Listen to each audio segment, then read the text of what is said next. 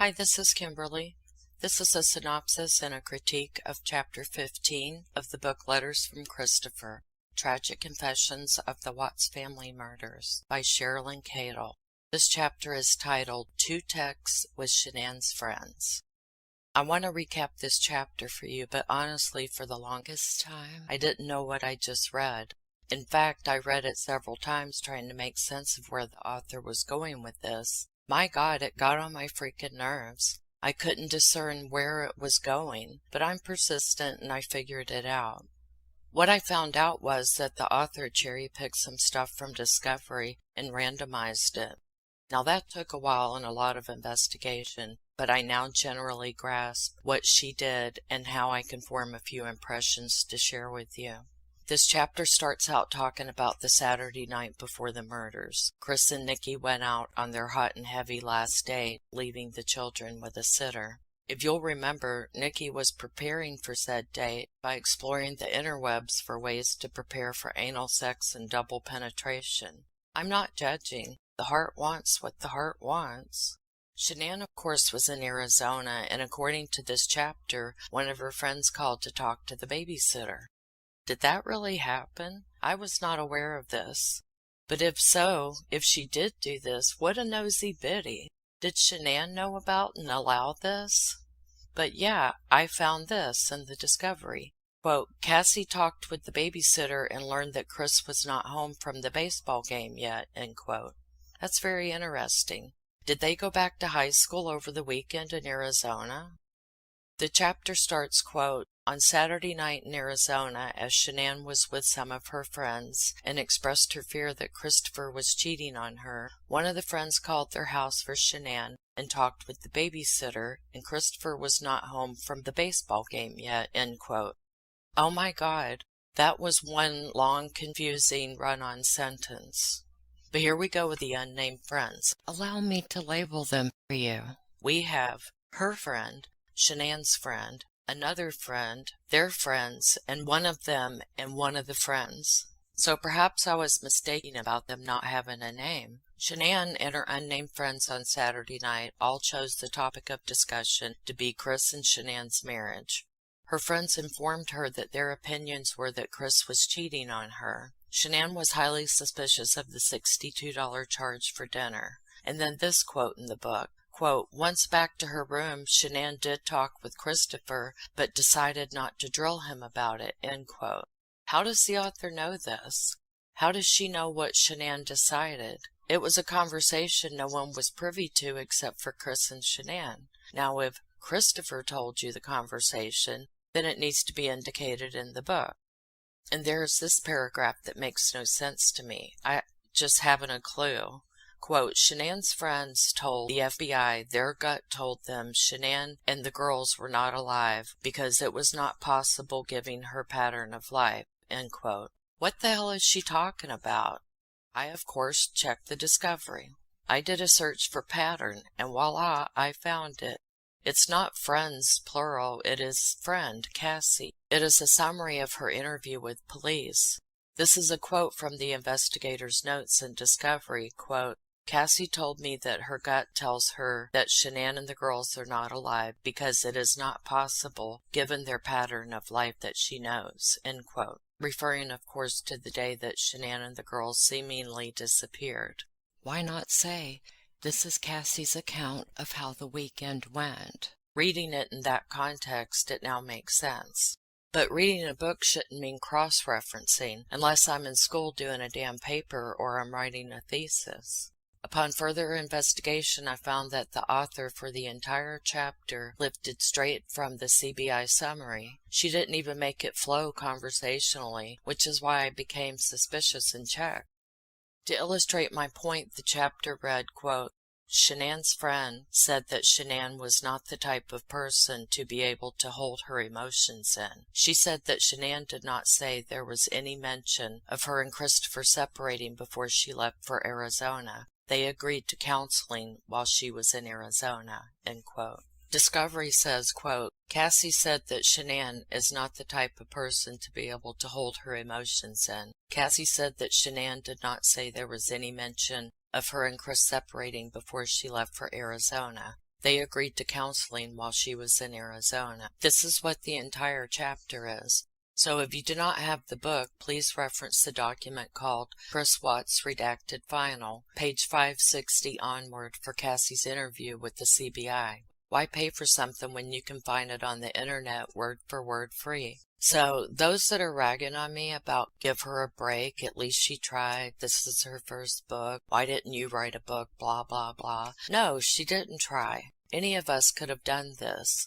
She had fucking letters from Christopher. That's all she needed to do. Talk about that. Talk about when you went to see him. Talk about when you went on the phone with him. There's so much you left out. This is lazy writing. Hell, it's not even writing. This would have received a 0 if she were in school, even elementary school. It was her communication with Chris that was a golden opportunity, a rare chance to absolutely be successful with a very unique book. That should not be squandered, and I see it as wasted, thrown away, not seized. He probably won't talk with anyone else now. We need to get inside that peanut head and figure out how he was able to fool, it seems, everyone he was in contact with throughout his life, and then boom, explode. We need information on what the red flags were, so as to warn others. Another confusing sentence in this chapter, quote, her friend said that Christopher was a great guy, but there were no others to be concerned about regarding Shanann's disappearance, end quote. What? Maybe I'm just tired. Sometimes things will look different to me later, and I'll be like, oh, okay, I get it. But no, it's the next day, and I'm still baffled. But after looking up the word-for-word copy from Discovery, it makes sense when paired with the remaining part of an interview. And then we get these hard-to-read and understand texts between Friend and Shanann. This is a place where a full-on copy text would have been desirable. She could have even given the friend a pseudonym if she didn't want to name them, or not contact them for permission to use her name. Mrs. Cadle says, quote, below are screenshots her friend sent the FBI that are pertinent to this case, end quote. But they are not screenshots, and this is exactly page 561 of Discovery where texts were summarized for a report. My suggestion is, with something like this, try and make a paragraph that's easy to read and understand the main point. I'm getting a headache again from trying to decipher this. I must be honest, the layout is lousy and hard to read in this book. The date format is hard on the eyes, and it includes bullet points and long blocks of text that are not broken up with at least a sub-bullet point or a new paragraph.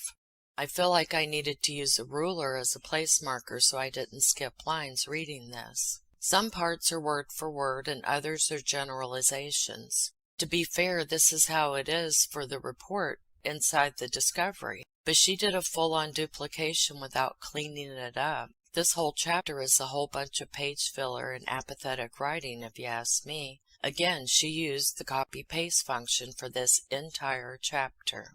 I can understand doing that to get you started, but then make it flow better and easier to read, and then cross-check to make sure you've not destroyed any facts in the process.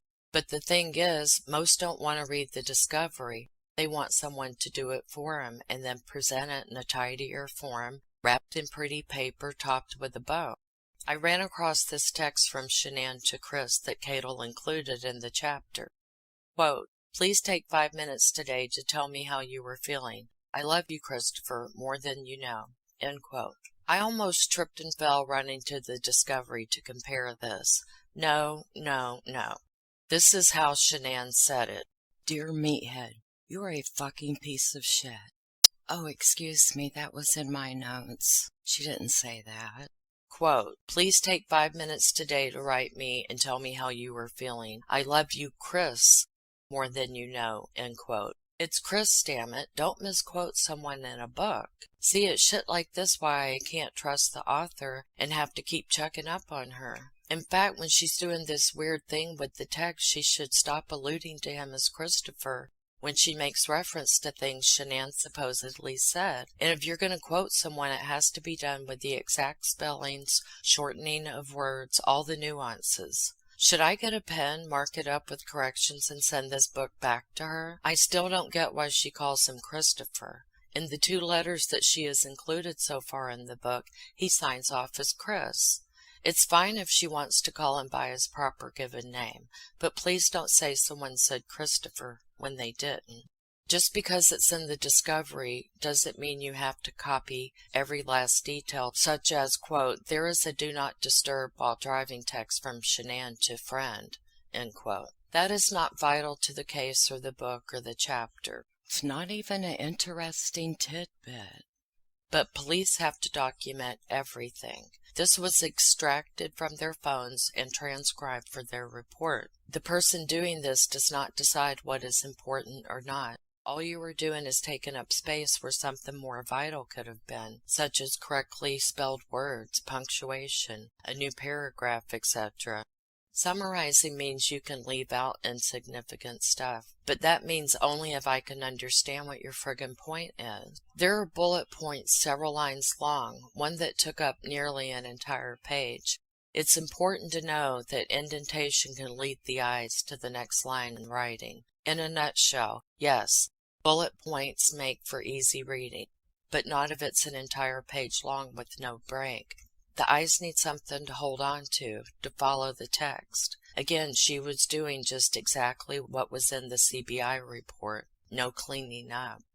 And I know this is boring as fuck. I'll be finished bitching in a minute. For instance, where it says in the chapter, "I am nowhere near perfect, but I love unconditionally. I give my all. I do so much as a mom and wife, more than 90% of women out there. This fucking sucks so bad because I do love him and his fucking flaws," end quote. Friend encourages Shanann. At friend encourages Shanann, start a new freaking paragraph or break. But no, it goes on and on and on. God almighty, my eyes.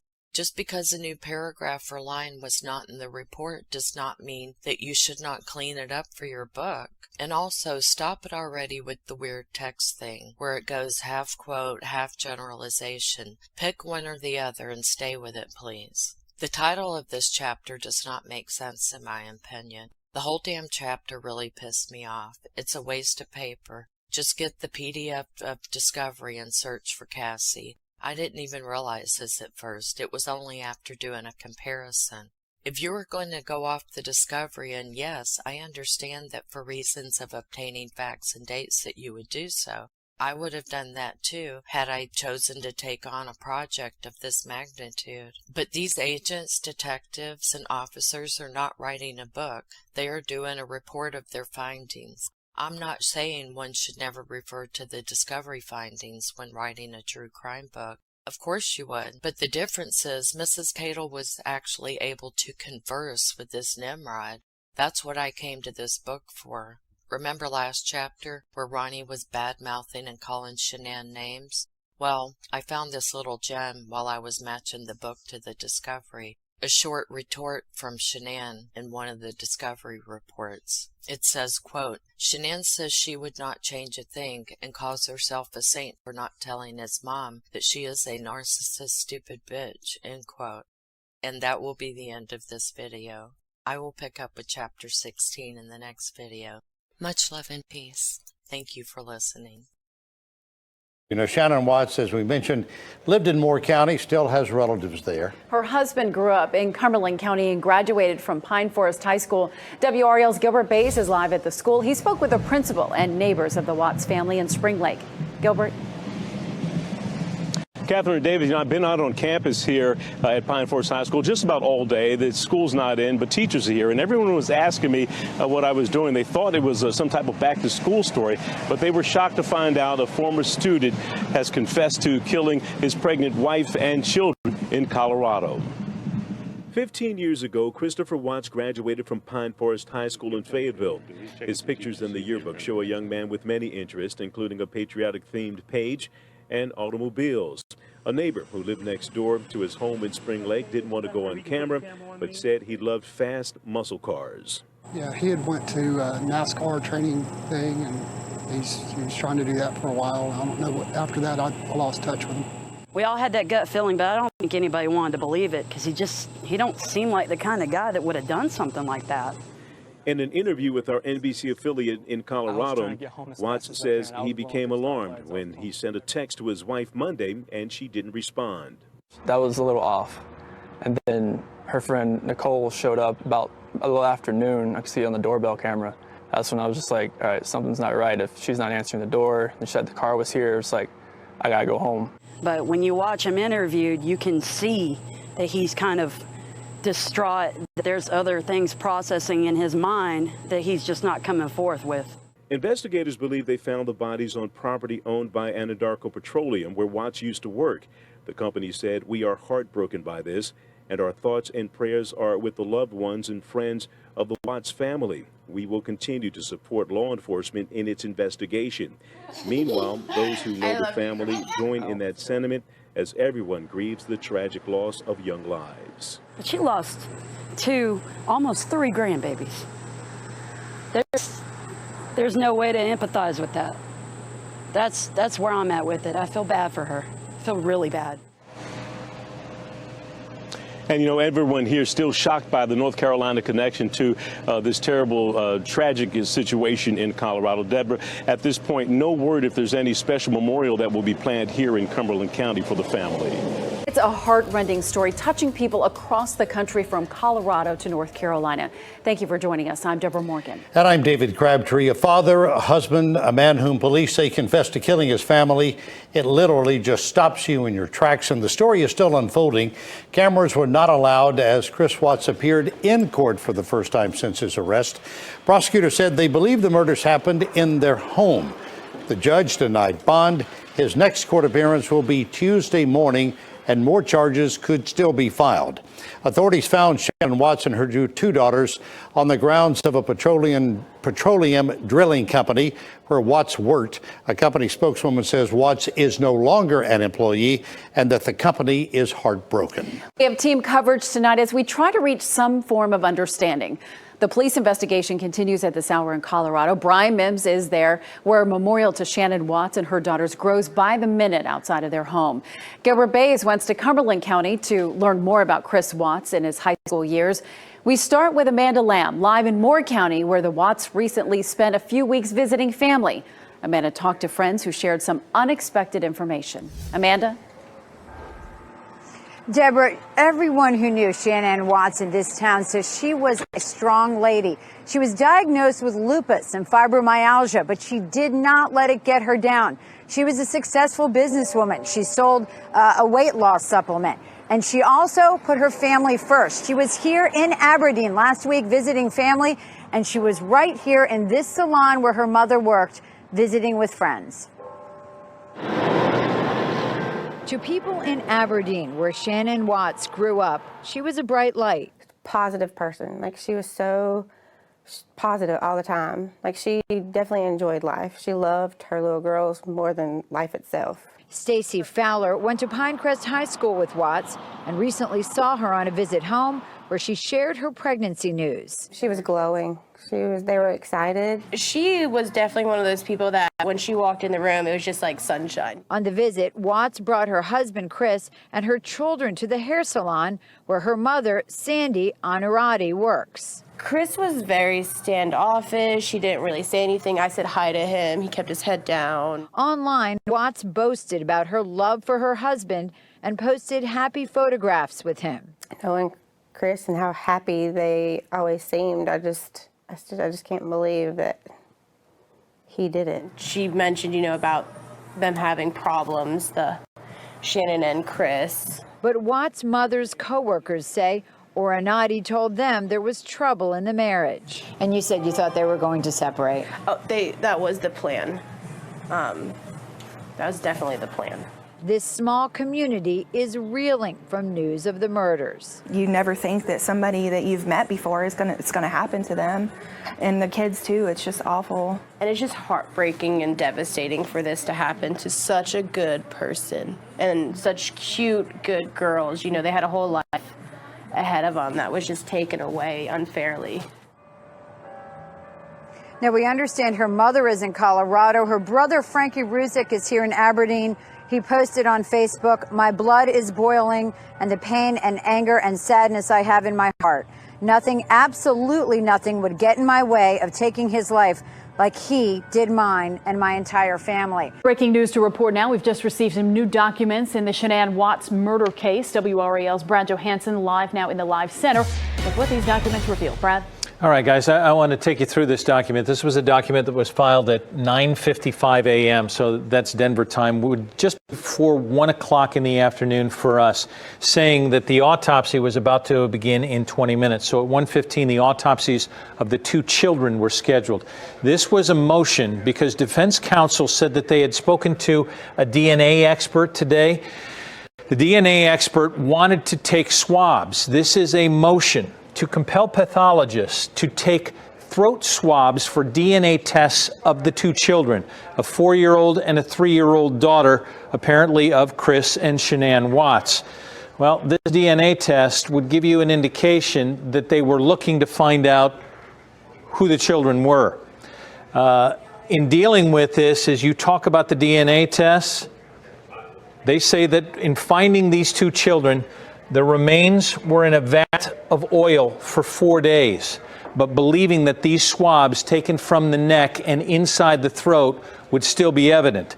They wanted to make sure that they can declare the father and the mother of these 2 children, and rather than suppressing the evidence, have the evidence before it actually gets thrown out.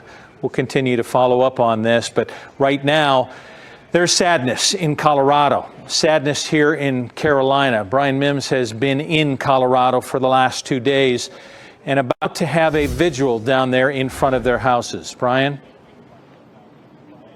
And Brad, that sadness is palpable. A few dozen people have arrived on this windy, cool evening outside the Watts family home. And as you see, that memorial continues to grow, memorial of flowers and balloons and teddy bears outside the home where prosecutors say Shanann and her 2 little girls were murdered. Today, the public defender representing Chris Watts came to the house with a DNA expert. Let me show you some video. They spent several hours inside the home and would not speak with us afterward. Reporters asked how Chris, the suspect, is holding up. No response. Chris Watts' attorneys requested that DNA swabs be taken from his wife and 2 children, as you heard Brad discussing a moment ago. A couple of police officers, Frederick, Colorado police officers, escorted the defense team into the house. A few neighbors became a little testy because the defense counsel was here in the neighborhood, but there were no confrontations. This evening, people in the community continued to come and place flowers and other gifts to express condolences. We spoke with Kimberly London, who didn't know the family but wanted to bring her 10-year-old daughter to bear witness to the tragedy that has traumatized this community. I don't know, at moments hasn't even sunk in. It's like a bad movie, you know. It's just